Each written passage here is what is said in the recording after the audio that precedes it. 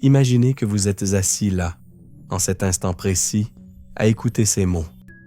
Vous avez la certitude que votre corps est une structure solide, une masse physique qui occupe un lieu défini dans l'espace, quelque chose que vous pouvez toucher, peser et ressentir. Mais permettez-moi de commencer en détruisant cette première certitude, la plus fondamentale de toutes.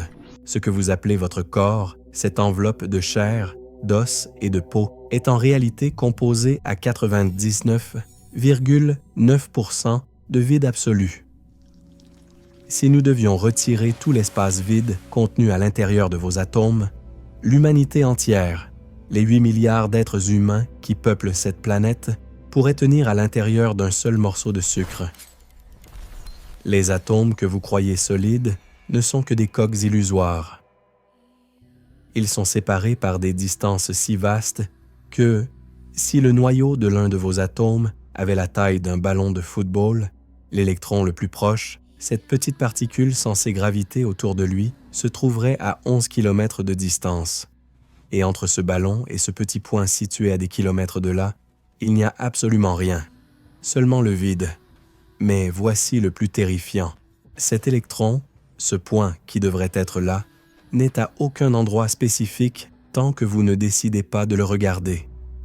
Tant que vous ne l'observez pas, il n'est pas une chose, il est un nuage de probabilité, un fantôme qui se trouve partout et nulle part à la fois. Vous êtes fait de rien, qui se comporte comme quelque chose, uniquement parce qu'une conscience est là pour en témoigner. C'est la proportion impossible de la réalité dans laquelle vous habitez. Vous vous percevez comme un individu unique, une conscience solitaire prenant des décisions sur une ligne temporelle continue.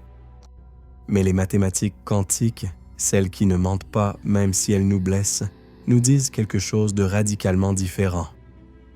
Pour chaque particule réelle dans votre corps, pour chaque atome que vous croyez posséder, il existe 10 puissance 500 univers parallèles où vous avez pris une autre décision il y a à peine 3 secondes.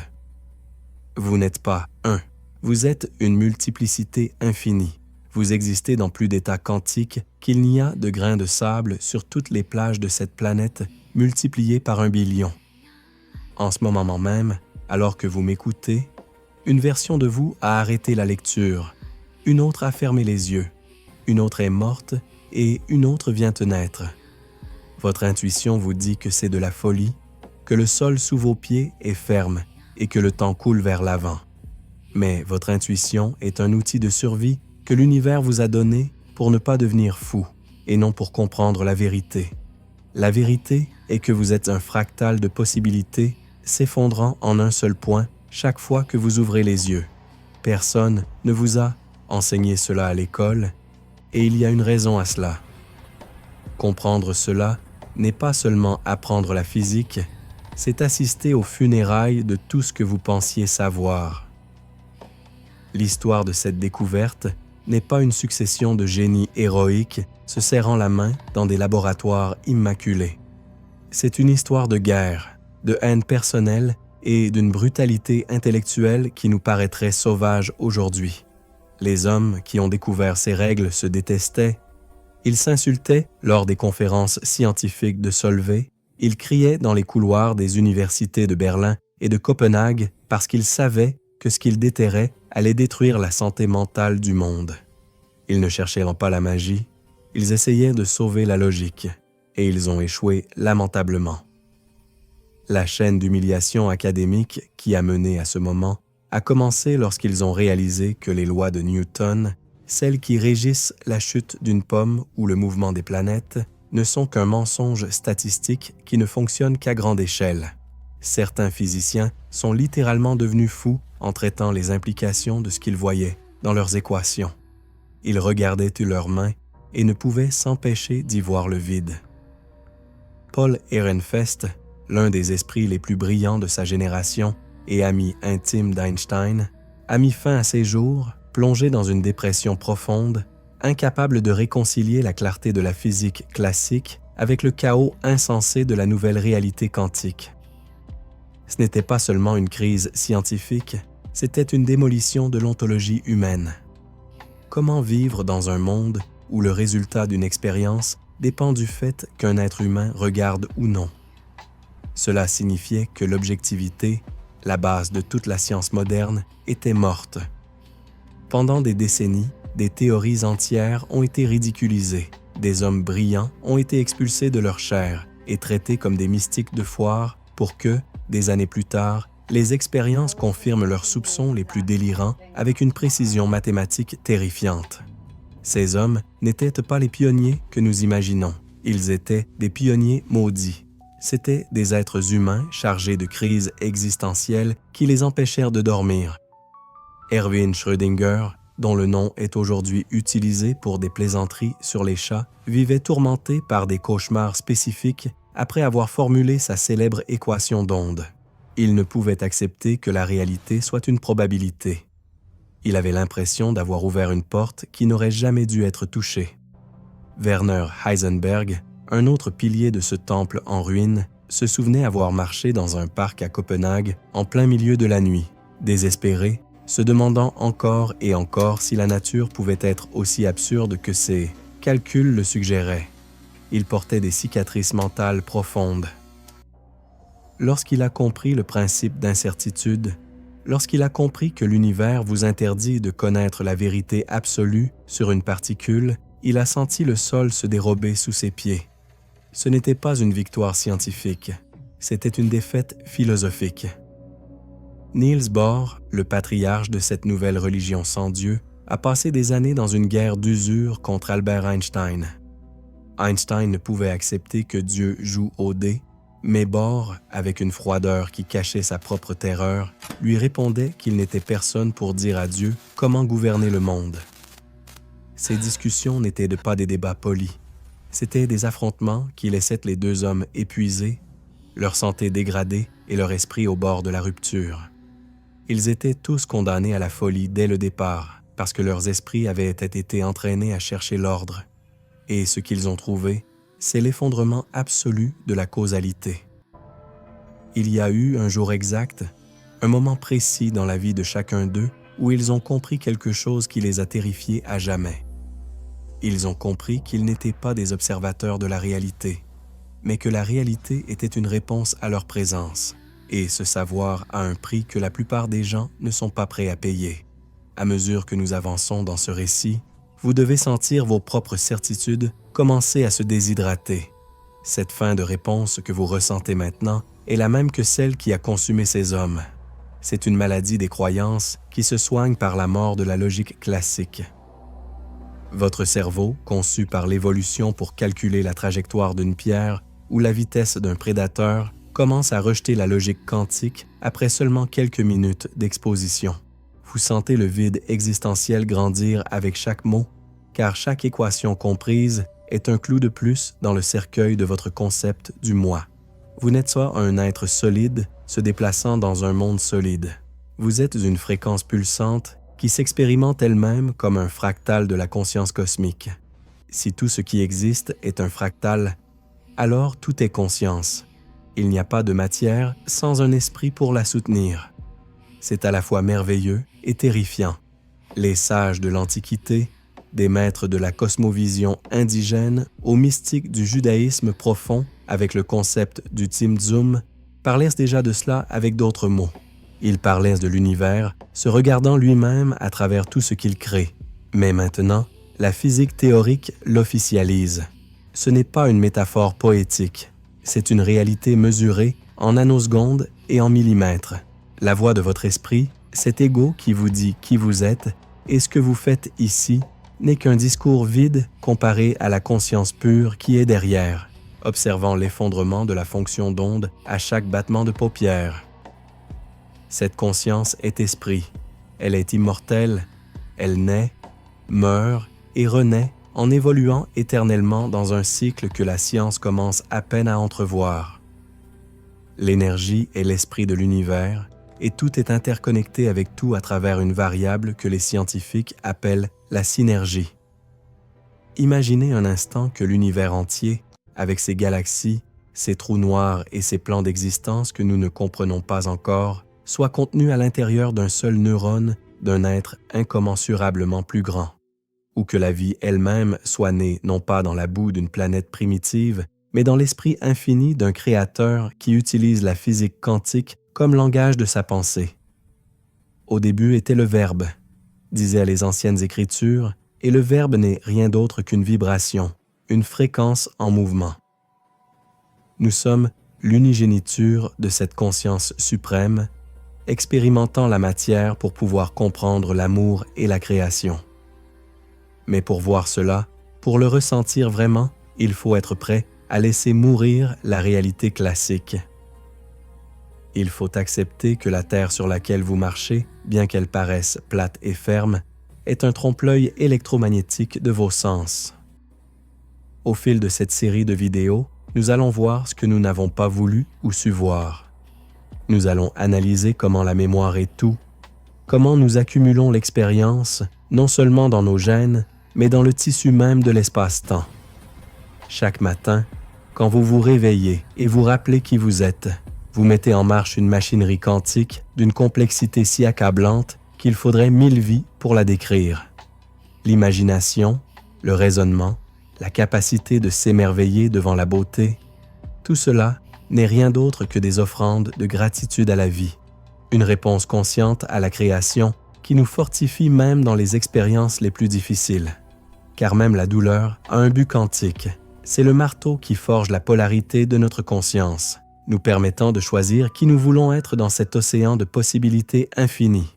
Maintenant que nous avons franchi le seuil des pionniers maudits, nous pénétrons dans une zone de pénombre où la logique ne se contente plus de se plier, mais se brise totalement.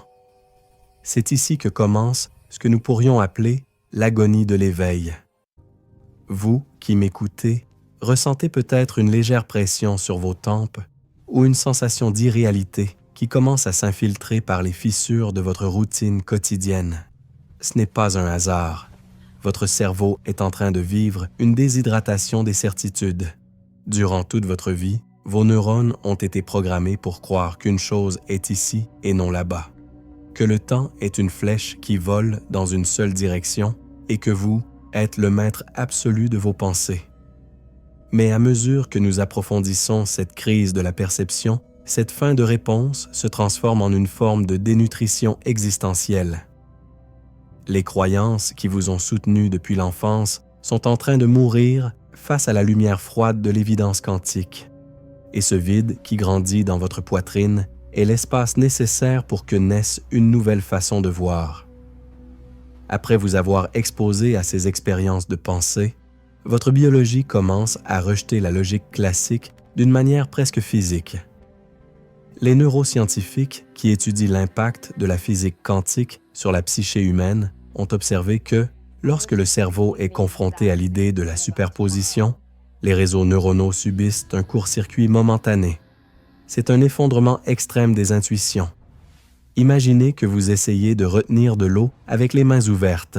C'est ainsi que se sent votre esprit essayant de capturer l'idée qu'un électron peut passer par 2 endroits en même temps. Vous sentez comment vos sens vous trahissent. Vous regardez la pièce où vous vous trouvez et, pendant une seconde, les murs semblent moins solides. Les objets perdent leur définition et vous vous rendez compte que le monde que vous percevez est une construction simplifiée, une interface utilisateur conçue pour que nous ne voyions pas le code source de la réalité.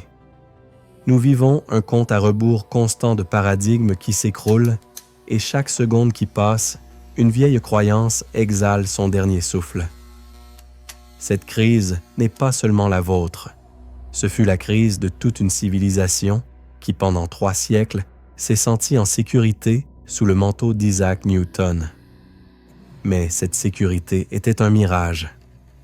La rébellion intellectuelle contre les implications de la quantique fut brutale, presque suicidaire. Les grands commandants de la physique, Albert Einstein et Niels Bohr en tête, se sont lancés dans des débats historiques qui ressemblaient à des duels à mort conceptuelle. Einstein, l'homme qui avait révolutionné le temps et l'espace, ressentait une peur palpable face au hasard quantique.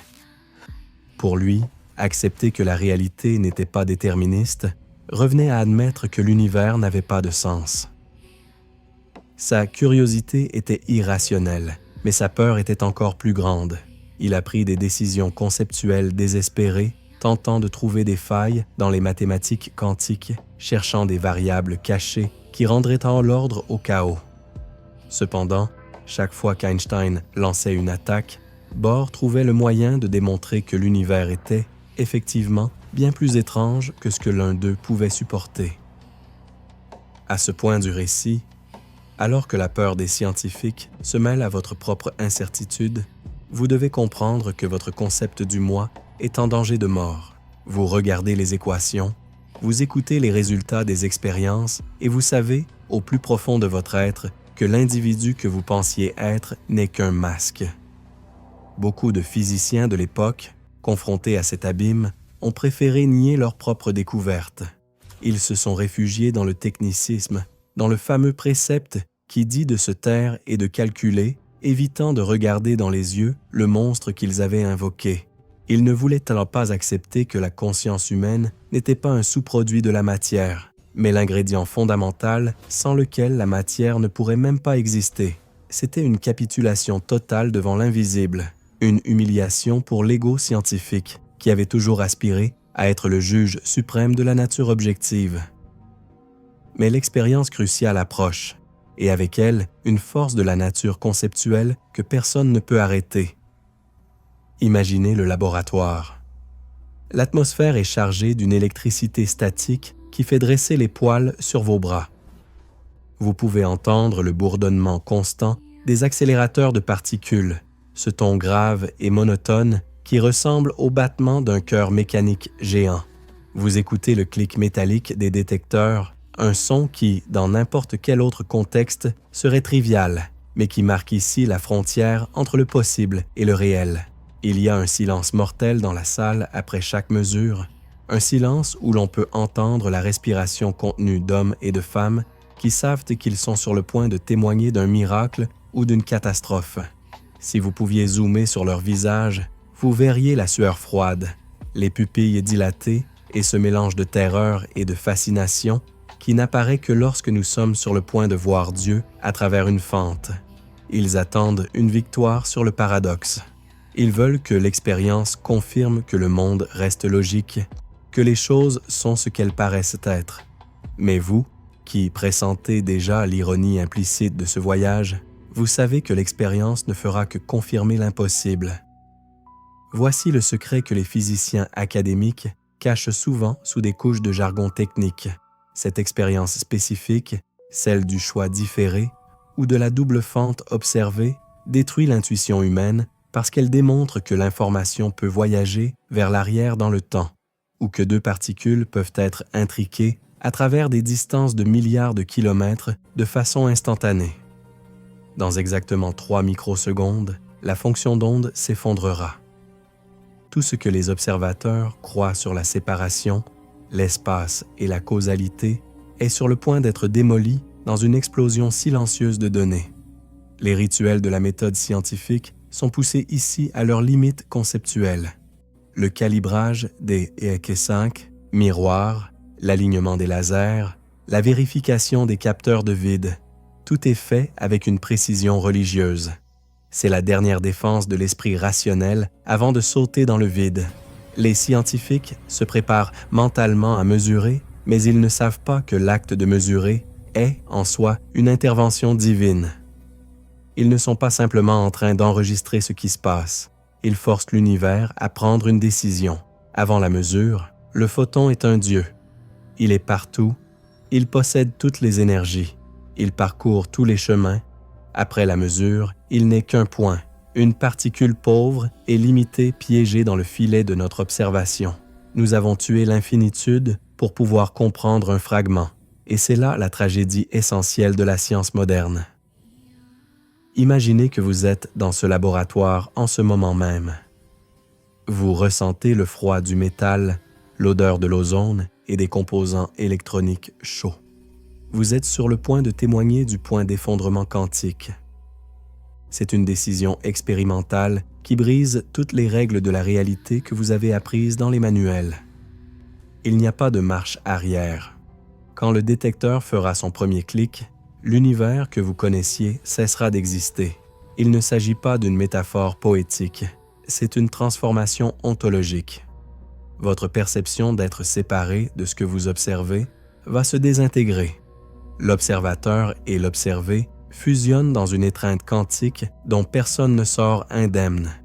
La réalité classique n'est rien d'autre qu'une croûte que nous sommes sur le point d'arracher pour révéler la chair vive et vibrante de la conscience pure. Dans cet état d'agonie de l'éveil, nous commençons à comprendre que notre résistance à la quantique est en réalité une résistance à notre propre liberté. Si la matière est solide et que le destin est écrit dans les lois de la physique classique, alors nous sommes des esclaves, des rouages dans une machine géante. Mais si la réalité est quantique, si elle dépend de notre observation, alors nous sommes des créateurs. Et être un créateur implique une responsabilité qui terrifie l'ego. Nous préférons être des victimes de la matière plutôt que des architectes de la lumière. C'est pourquoi les scientifiques pleuraient dans leur bureau. C'est pourquoi Einstein a lutté jusqu'à son dernier souffle contre ce qu'il appelait des actions fantômes à distance. Il ne luttait pas contre une théorie physique. Il luttait contre la dissolution de son identité en tant qu'être séparé du cosmos. La tension existentielle dans le laboratoire est maintenant presque insupportable. Les horloges atomiques marquent le passage des nanosecondes avec une indifférence cruelle. Chaque tic est un avertissement. Nous sommes sur le point d'entrer dans l'acte 3 où l'onde finira par s'effondrer et le voile se déchirera. Mais avant d'y arriver, arrêtez-vous un instant et ressentez le poids de votre propre existence. Ressentez la vibration de vos atomes, ce 99,9% de vide que vous savez maintenant être une pure possibilité. Vous n'êtes pas un objet. Vous êtes un processus, une danse de fréquences qui a décidé, pour un bref instant, de s'appeler par votre nom. La crise de la perception a rempli son objectif. Elle a brisé la coquille. Désormais, le vide ne fait plus peur. Le vide est la toile sur laquelle la conscience est sur le point de peindre le point culminant de cette histoire.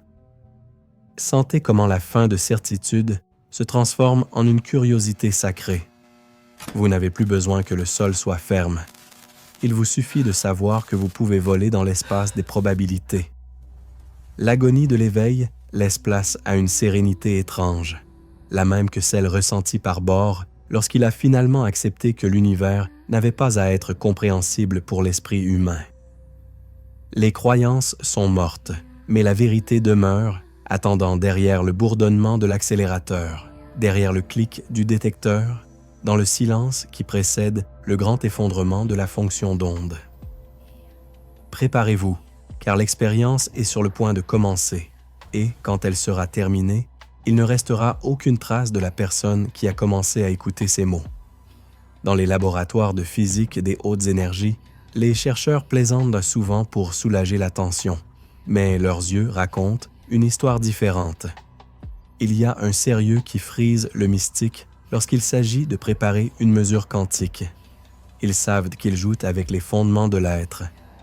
Chaque protocole de sécurité, chaque câble blindé, chaque système de réfrigération cryogénique qui descend la température jusqu'au zéro absolu est une tentative d'isoler la fragilité du monde quantique du bruit du monde macroscopique. Mais le bruit trouve toujours un moyen d'entrer, car nous sommes le bruit. Notre curiosité, notre besoin de savoir, est l'interférence ultime qui oblige l'univers à montrer ses cartes. L'ironie de tout ce processus est que plus nous essayons d'être des observateurs objectifs, plus nous nous rendons compte de notre subjectivité radicale. Les scientifiques dans la salle de contrôle regardent les écrans avec une intensité qui pourrait faire fondre le silicium. Ils espèrent voir un graphique, un pic d'énergie, une confirmation statistique. Mais ce qu'ils cherchent réellement, bien qu'ils n'osent pas le dire à voix haute, c'est un signe qu'ils ne sont pas seuls dans ce vide. Ils cherchent un reflet de leur propre conscience dans le comportement des électrons. Et l'univers, dans son infinie et cruelle sagesse, leur rend exactement ce qu'ils projettent. S'ils attendent des particules, ils verront des particules. S'ils attendent des ondes, ils verront des ondes. La réalité est un miroir quantique qui nous rend notre propre regard, multiplié par l'infini. Nous sommes aux portes de l'effondrement de l'onde. Les derniers préparatifs sont prêts. Le vide dans les tubes à essai est parfait. L'hélium liquide s'écoule avec un murmure glacial, maintenant la cohérence des supraconducteurs. L'air dans la pièce est vicié par l'ozone et la fatigue accumulée après des jours de travail sans repos. La tension a atteint son point de rupture. Il n'y a plus de théorie à discuter, plus de rivalité à alimenter.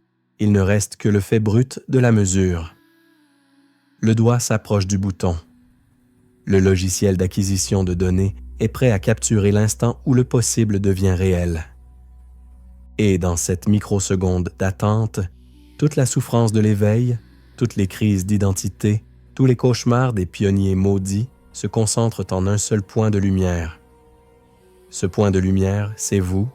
Vous êtes l'observateur qui a parcouru tout ce chemin pour arriver à ce moment. Vous n'êtes pas un spectateur passif de ce documentaire. Vous en êtes le catalyseur. Sans votre attention, ces mots ne seraient que des ondes sonores sans signification. Votre conscience est celle qui donne sens au récit, celle qui permet à la fonction d'onde de cette histoire de s'effondrer dans une expérience de compréhension. L'expérience ne se déroule pas dans un laboratoire lointain, en Suisse ou dans l'Illinois. Elle se déroule dans l'espace sacré de votre esprit. Sentez comment la vibration du bourdonnement électrique se synchronise avec le rythme de votre cœur. Le clic est sur le point de retentir. Le silence mortel est sur le point d'être brisé. La réalité est sur le point d'être démolie et vous êtes l'architecte de cette démolition. Bienvenue au moment où la conscience ose enfin se regarder elle-même sans filtre. Nous entrons maintenant au cœur de la tempête silencieuse. L'acte 3 commence par un ralentissement narratif si extrême que chaque seconde semble s'étirer jusqu'à devenir une éternité. Imaginez que le temps s'arrête, juste au moment où le doigt de l'expérimentateur finit de presser le bouton de démarrage. À cet instant, une bouffée de lumière, une impulsion de photons individuels jaillit de la source. Ce n'est pas un rayon continu, ce sont des soldats de lumière solitaires lancés un par un vers l'abîme de l'inconnu. Ici, dans cet espace de quelques mètres seulement, la physique classique, celle qui vous dit qu'une balle ne peut pas être à deux endroits à la fois, est sur le point de recevoir sa sentence de mort. Ce dont vous allez être témoin n'est pas une simple expérience de laboratoire, c'est une démolition contrôlée de la certitude humaine, exécutée avec la froideur d'un chirurgien et la précision d'une horloge atomique. Accompagnez-moi dans ce voyage, millimètre par millimètre. Le premier photon quitte la source. Dans le monde de Newton, nous nous attendrions à ce que ce petit projectile suive une trajectoire droite, une ligne définie dans l'espace. Mais la réalité quantique se moque de nos attentes. Clic. Superposition. Au moment où le photon atteint la première barrière, il ne choisit pas de chemin. Il se divise en un nuage de probabilités. Il ne s'est pas physiquement coupé en deux. Il a simplement décidé d'exister dans tous les états possibles simultanément. Il passe par la fente gauche et par la droite en même temps. C'est une danse spectrale où le « ou » a été remplacé par le « et ». Sentez la tension de cette impossibilité. Votre esprit essaie de le visualiser et échoue, car il n'existe aucune image dans notre macro-réalité qui puisse contenir un tel degré de liberté. Le processus avance. Clic. Intrication. Le photon interagit avec le système, et désormais son destin est lié à celui d'autres particules. C'est une connexion invisible qui ne connaît pas de distance. Si ce photon était une personne, il saurait ce que son jumeau pense à l'autre bout de la galaxie sans avoir besoin de câbles ni de signaux radio. Les détecteurs sont là, à attendre, comme les sentinelles d'une logique qui est sur le point d'être broyée. Le langage technique des chercheurs parle de fonctions d'onde et de vecteurs d'état, mais ce qu'ils mesurent réellement, c'est le pouls de l'impossible. Chaque clic du détecteur est un coup de marteau sur le cercueil de l'objectivité. Clic. des cohérences. La pression de l'environnement, le simple fait que l'air ou la chaleur effleure le système, menace de détruire cette fragilité. Mais l'expérience a été conçue pour résister, pour maintenir le fantôme en vie assez longtemps pour que vous, l'observateur, puissiez le voir. Ralentissons encore plus la perception. Le photon s'approche de la plaque de détection arrière. C'est ici que la tente newtonienne se heurte au mur. S'il s'agissait de petites balles de matière, nous verrions deux bandes d'impact distinctes. Mais ce qui apparaît sur l'écran est une figure d'interférence, une série de bandes claires et sombres que seules les ondes peuvent créer. Le photon, cette particule que nous croyons solide, s'est comporté comme une vague dans l'océan, interférant avec elle-même. Il est passé par les deux fentes, a exploré tous les chemins et est revenu pour nous dire que notre idée de la localisation est une plaisanterie de mauvais goût. Ce n'était pas un accident. C'était la confirmation qu'au niveau le plus fondamental, la réalité n'est pas faite de choses, mais de relations et de possibilités. Maintenant, préparez-vous pour le virage le plus sombre. Les scientifiques décident de placer un détecteur juste au niveau des fentes pour savoir par laquelle passe réellement le photon. Ils veulent piéger la nature dans sa tromperie. Et à cet instant précis, l'univers change de tactique. Dès que le détecteur est activé, dès que l'information est disponible sur le chemin que prend la particule, la figure d'interférence disparaît. Le photon sait qu'on le regarde. Il se rétracte, devient solide, choisit un seul chemin et frappe l'écran comme une simple balle ennuyeuse. Votre regard, le simple fait de vouloir savoir, a fait s'effondrer la magie. Vous avez transformé l'infini en quelque chose de fini, simplement par curiosité. C'est une exécution systématique de la logique classique. Il n'y a pas de retour en arrière. Vous avez découvert que l'observateur n'est pas un invité à la fête de la réalité. C'est celui qui choisit la musique. Nous arrivons au point culminant, au moment où la conscience se révèle non pas comme un spectateur, mais comme la base même de l'être. Chronométrez cet instant. 10 puissance moins 9 secondes. Une nanoseconde, c'est le temps qu'il faut à la fonction d'onde pour s'écrouler sous le poids de votre observation. Dans ce battement de cils, qui n'est même pas un soupir, un effondrement ontologique total se produit. L'annihilation de la logique de Newton est signée par le sang des mathématiques. Ce n'est pas une interprétation, c'est un fait. L'instant exact où vous mesurez et l'instant exact où vous créez. L'observateur devient créateur au bout d'un tunnel de milliards de probabilités. La réalité, qui avant la mesure était un océan de potentiel pur, se fige en une seule forme parce que vous en avez décidé ainsi. Cette découverte se transforme rapidement en un tsunami existentiel. Elle ne reste pas enfermée dans le laboratoire. Elle sort par les murs, traverse les sols et vous frappe directement. Les implications tombent en cascade, les unes après les autres, avec une brutalité qui refuse les métaphores réconfortantes. Chaque seconde que vous passez à traiter cela, des milliers de paradoxes sont générés dans votre système de croyances. Nous ne faisons plus de la physique. C'est de la magie écrite avec des équations. C'est le moment où vous réalisez que la distance entre votre cerveau et l'étoile la plus lointaine est une illusion créée par l'effondrement de l'onde. Si la conscience est celle qui décide de ce qui est réel, où vous terminez-vous et où commence l'univers? La réponse est terrifiante. Il n'y a pas de frontières. Le contraste est démolisseur.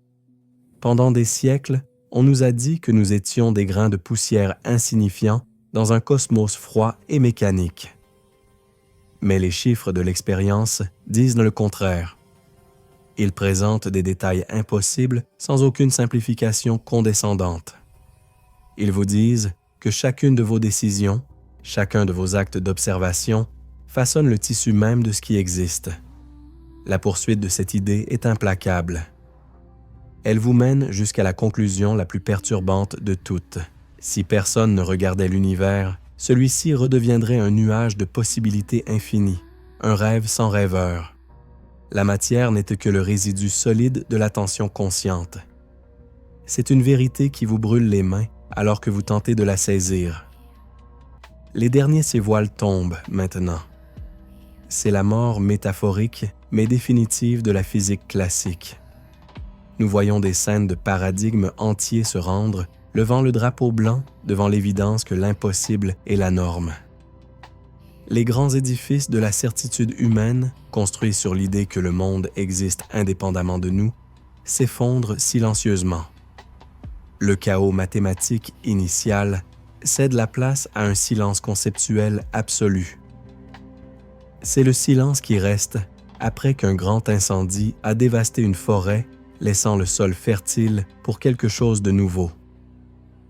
Dans ce silence, nous faisons un zoom final sur les équations de la mécanique quantique, ces lignes de code sacrés qui ont changé le cours de l'histoire. À ce moment précis, la conscience et la physique quantique fusionnent de manière irréversible. Nous ne pouvons plus parler de l'une sans l'autre. Ce sont les deux faces d'une même pièce qui tournent dans les airs. Vous avez vu comment le photon voyage, comment il se divise, comment il s'intrique et comment, enfin, il se rend devant votre présence. Vous avez été témoin de la démolition du mur qui séparait l'esprit de la matière. L'ironie cosmique est que nous avons eu besoin des machines les plus complexes et les plus coûteuses du monde pour découvrir ce que les enfants et les fous ont toujours soupçonné, que le monde est un lieu malléable, fait de la même substance que nos rêves. Sentez le poids de cette révélation. Ce n'est pas quelque chose que vous pouvez lire puis oublier pour aller dîner. C'est un savoir qui change la structure de votre âme.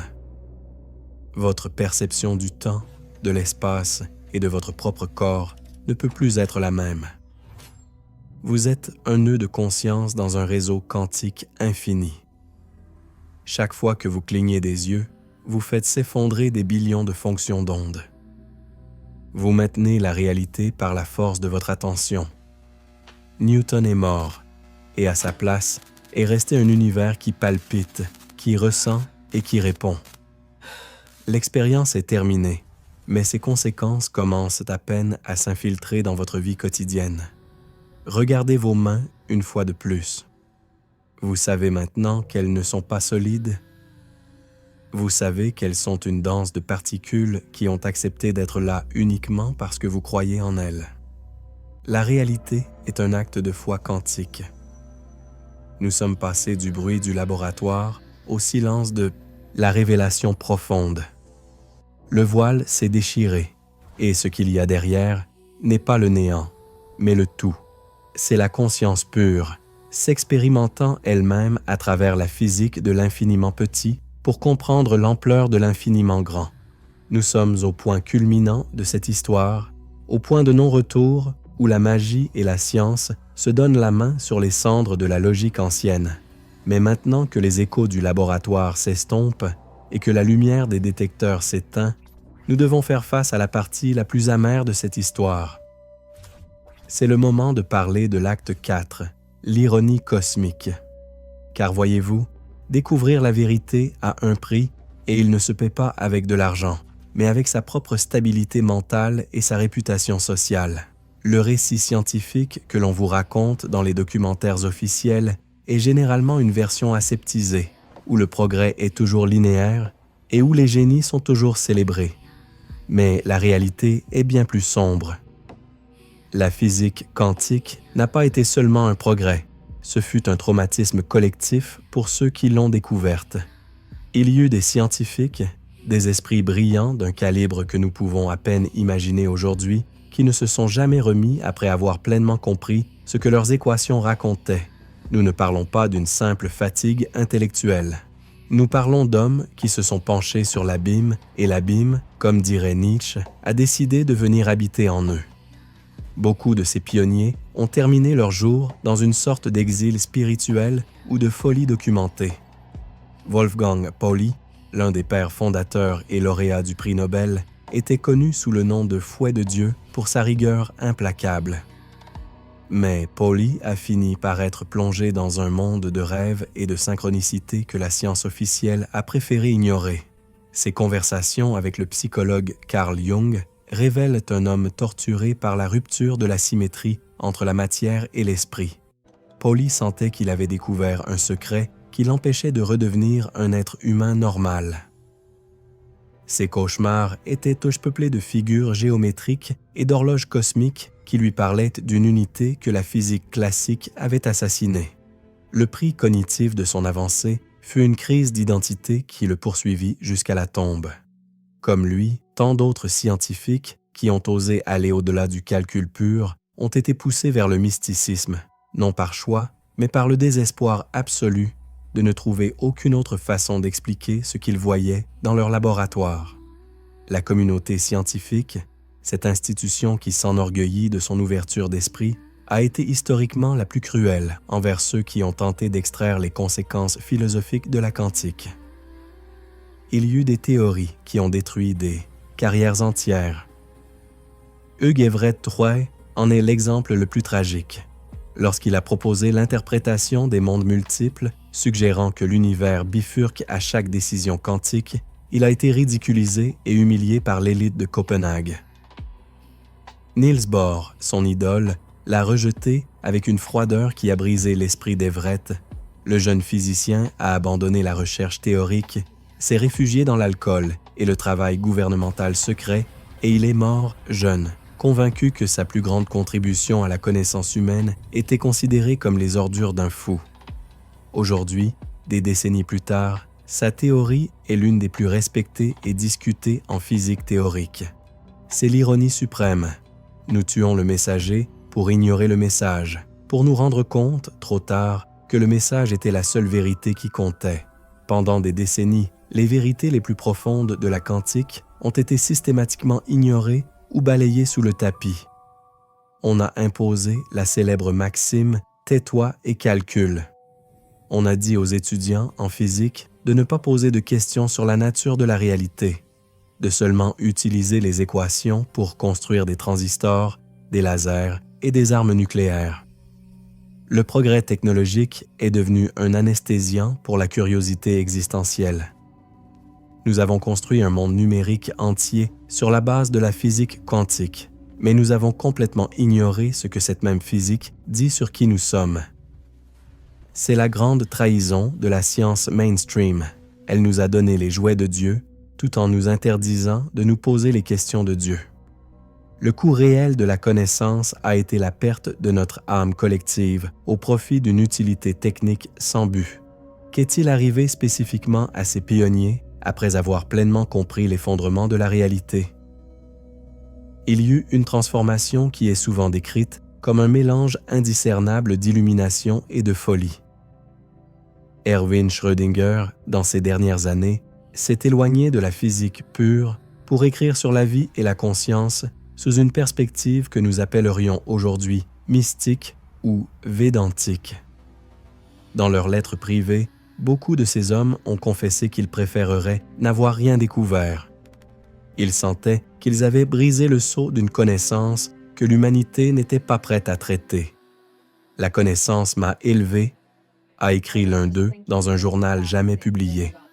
Mais elle m'a détruit en tant qu'être humain normal. Je ne peux plus m'asseoir à table et croire que le pain que je touche est solide. Je ne peux plus regarder ma femme sans voir une danse de probabilité. Je suis seul dans un univers de miroirs. C'est la conséquence existentielle dont personne ne vous parle. L'héritage quantique nous est parvenu tordu par l'ambition et la peur. Nous avons découvert que la conscience crée la réalité, que l'espace n'existe pas, que le temps est une superposition, et pourtant, nous continuons à vivre nos vies comme si rien de tout cela n'était vrai. L'ironie cosmique finale est que la plus grande découverte de l'histoire de l'humanité, que nous sommes les créateurs de notre propre expérience, a été ignorée pendant près d'un siècle parce que la vérité était trop lourde pour nos fragiles structures sociales. Nous avons préféré l'usage militaire et technologique de l'atome plutôt que la signification existentielle de son vide. Nous avons préféré la bombe à l'illumination. Nous arrivons maintenant à une réflexion métaquantique nécessaire. Pourquoi cette vérité spécifique est-elle systématiquement mal interprétée? Parce que si nous acceptons la quantique dans sa totalité, le libre arbitre cesse d'être une option et devient un fait physique terrifiant. Chaque décision de votre part fait s'effondrer un futur. Chaque acte de votre conscience est en train de donner forme au monde. Vous ne pouvez pas blâmer la chance, ni le destin, ni les politiciens, si vous êtes l'observateur qui soutient la fonction d'onde. Cette responsabilité est ce qui a fait que la communauté scientifique préfère des théories plus acceptées, mais moins révolutionnaires. Il est plus confortable de vivre dans un univers mécanique où nous sommes victimes des circonstances que dans un univers quantique où nous sommes les architectes du chaos. Mais je ne peux pas terminer ce récit avec une réponse réconfortante, car la quantique est un pur paradoxe et n'accepte pas de consolation. Si vous êtes arrivé jusqu'ici, si vous avez senti comment votre réalité vacillait pendant que vous écoutiez ces mots, alors l'expérience a réussi. Vous avez franchi le seuil. Vous n'êtes plus la même personne qui a commencé ce voyage. Comme ces pionniers maudits, vous portez maintenant avec vous le poids du vide. Vous savez maintenant que 99,9% de votre corps n'est pas fait de matière, mais d'information et de conscience. La connaissance vous a élevé, mais elle a aussi brisé le cristal de votre bocal. Maintenant, vous êtes dans l'océan ouvert des probabilités infinies. Je tiens à vous remercier d'avoir eu le courage de regarder à travers cette fente avec moi. Ce n'est pas un script générique. C'est le résultat d'années d'études de papiers scientifiques spécifiques, des expériences d'Alain Aspect aux théories de Penrose et Heimroth sur les microtubules cérébraux. Nous n'avons rien inventé pour paraître dramatique. La réalité est suffisamment dramatique par elle-même. Si vous sentez que votre perception a changé, si vous sentez que l'espace entre vos mains vibre d'une énergie nouvelle, c'est parce que vous avez commencé à entrer en cohérence avec la vérité. Dans notre prochaine vidéo, nous approfondirons une idée encore plus démolisseuse. Comment l'intrication quantique démontre de manière définitive que l'espace est une illusion et que vous, en ce moment, vous êtes physiquement connecté à l'origine de l'univers. Si vous voulez m'accompagner dans cette nouvelle descente vers l'abîme, vous savez ce qu'il vous reste à faire. Abonnez-vous et activez la cloche, car l'effondrement de la fonction d'onde de votre ancienne vie vient de commencer. Rappelez-vous que vous n'êtes pas un habitant de l'univers. Vous êtes l'univers s'expérimentant lui-même à travers un masque temporel.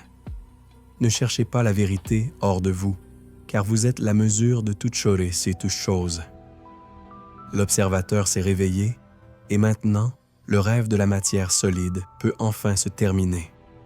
Pénétrons maintenant dans un territoire encore plus sombre et fascinant, là où l'ironie cosmique cesse d'être une simple théorie pour devenir une véritable tragédie personnelle. Pour atteindre la profondeur nécessaire à notre voyage, nous devons porter notre regard vers ceux qui, après avoir compris l'architecture de la réalité, se sont évanouis ou ont été effacés par le système même qu'ils avaient aidé à construire. On ne peut parler de l'agonie de l'éveil sans mentionner Jacobo Greenberg, ce scientifique visionnaire qui a osé unir la neurophysiologie la plus rigoureuse au mysticisme ancestral et dont la vie a fini par devenir l'expérience quantique ultime. Une disparition qui résonne encore aujourd'hui dans le tissu de la conscience collective. Greenberg n'était pas un rêveur de foire. Il était un académicien respecté qui avait compris, bien avant les autres, que le cerveau ne produit pas la conscience, mais que la conscience est une propriété fondamentale de l'espace lui-même, de cette structure invisible qu'il appelait la lattice. Imaginez un homme travaillant dans son laboratoire, entouré d'électroencéphalogrammes et de câbles, tentant de mesurer ce que la science officielle considérait comme impossible, le transfert de potentiel entre deux cerveaux séparés. Ces expériences démontraient que, lorsque deux personnes entraient dans un état de cohérence profonde, le stimulus appliqué à l'une se reflétait instantanément dans l'activité cérébrale de l'autre, sans qu'aucun signal physique connu ne serve de médiateur. C'était l'intrication quantique biologique en action. Mais Greenberg est allé plus loin. Il a proposé que nous vivions immergés dans un réseau d'informations infini, un champ d'énergie préprésentiel où toutes les possibilités existent à l'état de superposition. Le cerveau, selon sa théorie synthergique, fonctionne comme un processeur qui distille cette lattice pour créer l'illusion d'un monde solide. Mais que se passe-t-il lorsqu'un être humain apprend à traiter la lattice sans les filtres de l'ego? La réponse de Greenberg était claire et terrifiante. La réalité devient malléable. L'observateur se fond avec l'observé et les lois de la physique classique se dissolvent comme de la fumée. Cette compréhension n'est pas venue sans prix. Greenberg vivait dans un état de siège intellectuel constant. Ses collègues le regardaient avec méfiance, tandis que les services de renseignement de plusieurs puissances mondiales suivaient de près ses découvertes. Il y a quelque chose de profondément ironique dans le fait que, juste au moment où il s'apprêtait à présenter ses preuves les plus accablantes sur la capacité de l'esprit à influencer la matière, ils disparaissent de la surface de la Terre en 1994. Son absence est le silence le plus bruyant de la science moderne. Certains disent qu'il a été enlevé. D'autres, dans un virage purement quantique, suggèrent qu'il a simplement si bien compris la nature de l'illusion qu'il a réussi à faire s'effondrer sa propre fonction d'onde vers un autre plan d'existence. Quelle que soit la vérité, son héritage est une blessure ouverte dans le récit officiel. Il nous rappelle que la connaissance réelle ne se publie pas dans des revues indexées, mais qu'elle se vit dans la chair. Et souvent, cette connaissance détruit son porteur parce que le monde n'est pas prêt à cesser d'être une machine. L'ironie cosmique se manifeste également dans la manière dont nous avons décidé d'ignorer la nature fractale de notre propre pensée. Si nous regardons de près les équations de la mécanique quantique, nous voyons qu'il n'y a rien qui sépare ce qui se passe dans un neurone de ce qui se passe au cœur d'une étoile à neutrons. Tout est une danse de fréquences. Pourtant, nous avons construit une société basée sur la séparation, sur l'individualisme et sur la compétition. Nous avons ignoré que nous sommes les fractales d'une conscience unique. C'est là cette démolition de la santé mentale que nous mentionnions plus tôt. Savoir que vous êtes l'univers entier et, en même temps, devoir vous inquiéter de payer une facture à la fin du mois. Les scientifiques qui ont intégré cette vérité vivent dans une dissonance cognitive permanente. Ils voient le vide entre les atomes tout en marchant dans des rues de béton qui semblent se moquer de leur découverte. C'est une forme de solitude profonde, un exil dans sa propre patrie. Parlons du traumatisme cognitif de ceux qui ont tenté de mesurer la conscience dans les microtubules du cerveau. Roger Penrose, l'un des mathématiciens les plus brillants de notre temps, et Stuart Hameroff, un anesthésiste qui a passé des décennies à voir comment la conscience disparaissait et revenait chez ses patients, ont formulé la théorie de la réduction objective orchestrée. Ils ont suggéré que la conscience n'est pas le résultat d'impulsions électriques, mais de collapsus quantiques se produisant à l'intérieur de minuscules structures protéiques dans nos neurones. Cette théorie a été accueillie avec une hostilité presque religieuse par les neuroscientifiques matérialistes. Pourquoi? Parce que si Penrose a raison, si notre esprit est un dispositif quantique, alors le libre arbitre n'est pas une illusion psychologique, mais une propriété physique. Et une humanité dotée d'un véritable libre arbitre est une humanité que l'on ne peut pas contrôler. Le système préfère que vous croyiez être une machine biologique programmée par vos gènes, car les machines sont prévisibles et obéissantes. La connaissance quantique est, par définition, subversive. Imaginez maintenant le poids de ce secret sur les épaules d'un jeune chercheur. Il entre au laboratoire en croyant à l'objectivité, et il en sort en sachant que son propre regard est une force créatrice. Ce jeune homme ne peut plus voir la guerre, la pauvreté ou la maladie comme des événements lointains. Il comprend que si la conscience est un champ unifié, chaque acte de cruauté et chaque acte d'amour résonnent dans la totalité de la lattice. Le coût réel de la connaissance est la perte de l'indifférence. Vous ne pouvez plus dire « cela n'a rien à voir avec moi ». Tout a à voir avec vous. Vous êtes l'observateur qui soutient l'effondrement de l'onde d'une réalité qui semble souvent être en flammes. Les physiciens qui sont devenus mystiques ne l'ont pas fait par faiblesse mentale, mais par une force intellectuelle extrême qui les a obligés à accepter les conséquences morales de leurs équations.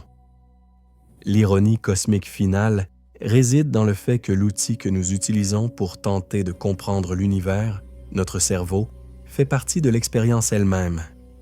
C'est comme essayer d'utiliser une règle faite de fumée pour mesurer la direction du vent. Nous avons découvert que l'espace n'existe pas, que le temps est une construction et que la matière est un mirage.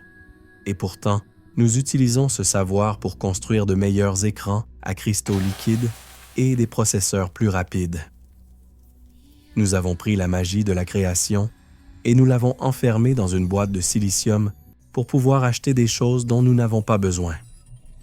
La science mainstream a commis un sacrilège intellectuel. Elle a divorcé la découverte de sa signification. On nous a donné la lumière, mais on nous a demandé de garder les yeux fermés. Mais vous, qui continuez d'écouter cela alors que le sommeil commence à caresser votre conscience, vous faites partie de cette minorité qui ose ouvrir les yeux. Vous sentez comment la déshydratation des certitudes que nous avons mentionnées se transforme maintenant en une soif d'authenticité. Il ne vous suffit plus de savoir que l'univers est étrange. Vous avez besoin de ressentir cette étrangeté dans vos os. Vous avez besoin de comprendre pourquoi Schrödinger préférait parler aux fleurs dans son jardin plutôt que de débattre avec d'autres physiciens. Il savait que dans la simplicité d'un être vivant se manifeste la fonction d'onde avec une beauté qu'aucune équation ne peut capturer complètement. Il savait que la vie est le point où la conscience tombe amoureuse de la matière et décide de rester un moment pour voir ce qui se passe. À mesure que nous approchons de la fin de cette partie, je veux que vous visualisiez à nouveau ce vide de 99,9%. Mais cette fois, ne le voyez pas comme du néant. Voyez-le comme la toile infinie de Greenberg, comme la lattice vibrante où se gardent toutes les mémoires, tous les désirs et tous les futurs possibles. Vous n'êtes pas fait de vide, vous êtes fait de potentiel pur. La raison pour laquelle vous vous sentez fatigué à la fin de la journée n'est pas seulement due à l'effort physique, mais à l'immense dépense d'énergie que suppose le maintien de l'illusion d'être une personne solide et séparée pendant 16 heures d'affilée. Dormir est, en réalité, l'acte de relâcher la fonction d'onde, de permettre à votre conscience de revenir à l'état de superposition où tout est possible. Dans le sommeil, vous redevenez l'océan avant de redevenir la goutte au réveil. Les physiciens qui ont compris cela à fond cessaient souvent d'écrire sur la physique pour commencer à écrire de la poésie ou des traités de philosophie orientale. Ils se rendaient compte que le langage des mathématiques, aussi élégant soit-il, n'est qu'une carte, pas le territoire. Le territoire est l'expérience directe d'être. La conséquence existentielle est que vous ne cherchez plus la vérité dans un livre ou dans une vidéo sur Internet, mais que vous la cherchez dans le silence qui reste entre vos pensées. C'est là que se produit le véritable effondrement de la réalité. C'est là que vous vous rendez compte que l'observateur, le processus d'observation et l'observé sont une seule et unique chose. Le paradoxe se résout non pas par l'intellect, mais par la présence. Cette vérité est systématiquement ignorée parce qu'elle n'est pas rentable. Une humanité qui sait qu'elle crée sa propre réalité ne consomme pas de la même manière, ne s'effraie pas des mêmes nouvelles et ne se laisse pas guider par les mêmes leaders. Le système a besoin que l'effondrement de la fonction d'onde soit quelque chose qui se produise dans des laboratoires lointains, pas dans votre salon. Mais l'ironie cosmique est que l'expérience ne peut être arrêtée une fois qu'elle a commencé. En écoutant ces mots, vous avez déjà altéré votre propre lattice. Vous avez déjà semé la graine du doute dans le jardin de vos dogmes. Le savoir vous a élevé et, bien que le prix soit une crise d'identité momentanée, le prix est la liberté absolue de savoir que vous êtes l'architecte de votre propre destin quantique. Préparez-vous pour la dernière partie de ce voyage, où nous unirons tous les fils et nous affronterons la réflexion finale sur le libre arbitre et l'immortalité. Mais avant, permettez à ce savoir de s'installer en vous. Ressentez le poids de l'histoire des pionniers maudits, des disparus comme Greenberg et des humiliés comme Everett. Ils ont payé le prix pour que vous puissiez être ici aujourd'hui, écoutant ces vérités. Ne laissez pas leur sacrifice être vain. Respirez profondément et ressentez comment l'intrication quantique vous unit à eux, à moi et à chaque atome de cet univers infini. Le silence qui suit ce paragraphe n'est pas du vide. C'est l'espace où votre propre conscience est sur le point de faire son prochain grand saut. Nous arrivons enfin au chapitre final de cette descente dans les profondeurs de l'invisible, au moment où toutes les pièces de ce puzzle quantique doivent s'emboîter, même si la forme résultante est une chose que votre esprit rationnel préférera sans doute rejeter. Si vous êtes parvenu jusqu'ici, si vous avez résisté à l'effondrement de vos certitudes et à la démolition de votre logique classique, c'est parce qu'il y a quelque chose en vous qui savait déjà que le monde n'était pas ce qu'il paraissait. Nous devons maintenant parler de la conséquence ultime de l'ironie cosmique définitive qui enveloppe non seulement les scientifiques, mais vous aussi, qui écoutez ceci dans la pénombre de votre chambre. Car la connaissance, une fois qu'elle est véritablement intégrée, ne vous laisse jamais à l'endroit exact où elle vous a trouvé. Le pionnier qui comprend la mécanique de la conscience ne rentre pas chez lui pour redevenir le même. Il revient transformé en quelque chose que la société confond souvent avec l'illumination ou la folie, mais qui n'est en réalité que la perte définitive du bandeau que l'on nous oblige à porter dès la naissance.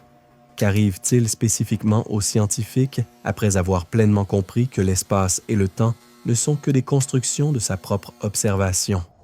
Il existe un point de non-retour, une crise existentielle permanente que les biographes lissent souvent pour ne pas effrayer le public. Einstein, dans ses dernières années, marchait dans les jardins de Princeton en se parlant à lui-même, non pas parce qu'il avait perdu la raison, mais parce que le monde solide ne lui offrait plus aucune résistance conceptuelle. Il se sentait comme un fantôme marchant à travers un rêve.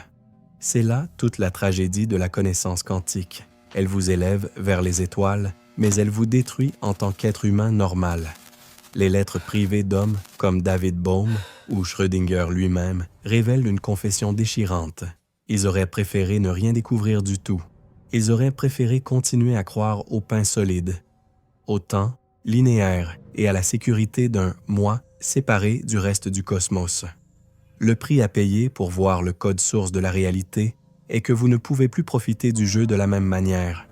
Vous devenez un observateur de votre propre observateur, piégé dans une boucle infinie de conscience qui n'a pas de fin parce qu'elle n'a jamais eu de commencement. L'héritage que nous ont laissé ces pionniers maudits est parvenu jusqu'à nous d'une manière tordue et cruelle. On nous a appris à utiliser l'intrication quantique pour créer des processeurs plus rapides et des communications cryptées, mais on nous a caché la conséquence philosophique que personne n'avait anticipée ou que tout le monde a préféré ignorer. Si deux particules séparées par l'immensité de l'univers sont connectées instantanément, alors la séparation est un mensonge. Si l'espace n'existe pas au niveau fondamental, alors vous n'êtes pas ici et je ne suis pas là-bas. Nous sommes au même point, expérimentant l'illusion de la distance pour que la conscience puisse vivre une expérience de mouvement. C'est là la grande ironie.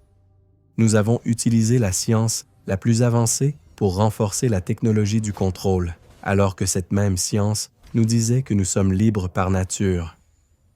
Nous avons préféré l'usage militaire, la capacité de détruire la matière, plutôt que la signification existentielle de comprendre que la matière n'est qu'une pensée densifiée. Nous arrivons maintenant à la réflexion métaquantique la plus dévastatrice de toutes. Pourquoi cette vérité spécifique est-elle systématiquement ignorée par les manuels scolaires, par les médias et par les institutions qui façonnent notre esprit? Ce n'est pas seulement dû à une conspiration du silence, mais à quelque chose de beaucoup plus profond et biologique, la peur du vide. Si nous acceptons que la conscience fait s'effondrer la fonction d'onde, si nous acceptons que nous sommes les créateurs littéraux de chaque nanoseconde de notre réalité, le concept de libre arbitre cesse d'être une abstraction philosophique pour devenir un fardeau insupportable. Cela signifie qu'il n'y a pas de coupables extérieurs, pas de hasard aveugle, pas d'injustice que nous n'ayons pas co-créé à un certain niveau du champ quantique. La quantique est un pur paradoxe, et elle ne vous offre aucune réponse réconfortante. Elle vous offre la liberté totale, et la liberté totale est ce qui terrifie le plus l'être humain. Nous préférons croire que nous sommes des feuilles emportées par le vent plutôt que d'accepter que nous sommes le vent lui-même. Regardez à nouveau votre réalité. Regardez vos mains, l'appareil que vous tenez, l'air que vous respirez. Selon l'interprétation des mondes multiples, chaque décision que vous avez prise aujourd'hui, chaque petit tressaillement de votre volonté, a divisé l'univers en une infinité de versions. Il existe une version de vous qui n'a pas fini d'écouter cette vidéo, une version qui ne l'a jamais trouvée, une version qui est morte il y a 1 heure et une autre qui vivra 1000 ans. Dans l'espace de Hilbert, toutes ces versions sont réelles. La mort, de ce point de vue, n'est qu'un effondrement de la fonction d'onde dans une ligne temporelle spécifique. Mais votre conscience, cette étincelle d'esprit immortel que mentionnait votre audience, continue sa danse dans les autres branches infinies du fractal. Il n'y a pas de fin, seulement une reconfiguration de la fréquence. C'est pourquoi la véritable sagesse ne consiste pas à comprendre les équations, mais à apprendre à naviguer dans les probabilités par l'intention. L'héritage quantique est un tsunami qui n'a pas encore fini de frapper nos côtes. Nous vivons les premières secondes d'une révolution qui changera non seulement notre technologie, mais aussi notre définition même de ce que signifie être humain. L'ironie finale est que nous avons découvert que la conscience crée la réalité et que personne ne nous a cru pendant 50 ans. Et maintenant que les expériences de Bell et d'Aspect le confirment sans l'ombre d'un doute, nous préférons détourner le regard pour ne pas avoir à changer notre façon de vivre. Mais vous ne pouvez plus détourner le regard. L'effondrement de l'onde dans votre cerveau a eu lieu. Vous avez intégré l'information. Vous avez vu comment la science et la mystique fusionnent au point où l'observateur devient le créateur. Je ne vais pas terminer ce récit par une conclusion fermée, car l'univers n'est pas fermé. C'est une œuvre en constante expansion, un rêve qui se rêve lui-même, comme le disait ce pionnier qui a perdu sa carrière pour avoir défendu l'impossible.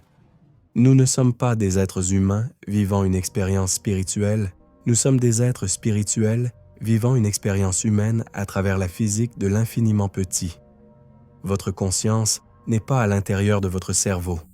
Votre cerveau est une antenne accordée sur une fréquence spécifique au sein d'un champ infini de conscience. Quand vous dormez, quand vous méditez, quand vous mourrez, vous changez simplement de canal. La réalité est le programme que vous décidez de regarder en ce moment.